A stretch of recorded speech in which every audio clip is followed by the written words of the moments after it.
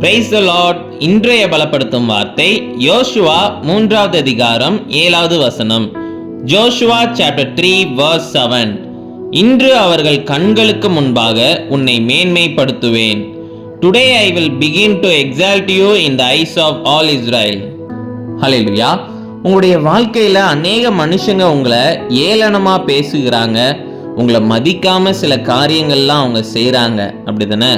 சில சமயம் உங்களுக்கு முக்கியத்துவம் கொடுக்காம நீங்க எதற்குமே பிரயோஜனம் இல்லைன்னு சொல்லி உங்களை மட்டம் தட்டி பேசியிருப்பாங்க. உங்க வாழ்க்கையில பெரியதா எந்த ஒரு உயர்வும் இல்லை அப்படின்னு சொல்லி உங்களை ஏளனமா பேசி உங்களை காயப்படுத்தியிருப்பாங்க, அப்படிதானே? இன்றைக்கு இயேசு உங்களை பார்த்து சொல்லுகிறார், அந்த மனுஷங்களுடைய கண்களுக்கு முன்பாக, அப்படி பேசுகிற மனுஷங்களுடைய கண்களுக்கு முன்பதாக கர்த்தர் உங்களை மேன்மைப்படுத்துவேன் என்று உங்களை பார்த்து சொல்லுகிறார். ஹல்லேலூயா. ஏசப்பா உங்களை ரொம்ப நேசிக்கிறார். அவருடைய பிள்ளைகளாக இருக்கிற உங்களை அதிகமாக நேசிக்கிறார்.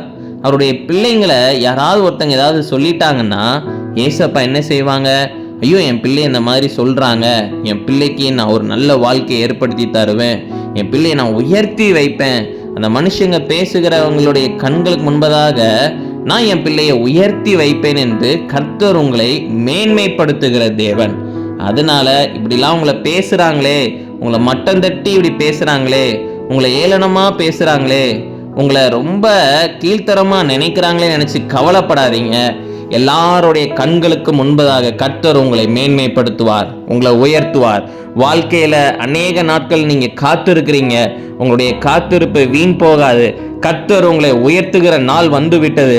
கர்த்தர் எல்லாருடைய கண்களுக்கு முன்பதாக உங்களை உயர்த்தி ஆசீர்வதிப்பார். நம்ம எல்லாரும் கண்களை மூடி செபிக்கலாம். எங்களை நேசிக்கிற நல்ல தகப்பனே, ஏசப்பா பிள்ளைங்க வாழ்க்கையை ஆசீர்வதிங்க.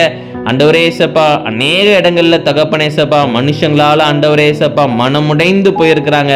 ஆண்டவரே பிள்ளைங்களுக்கு ஆறுதலாக நீங்க இருங்க, நீங்க பிள்ளைங்களை பலப்படுத்துங்க, பிள்ளைங்களை உயர்த்தி வைங்க, ஆசீர்வதிங்க.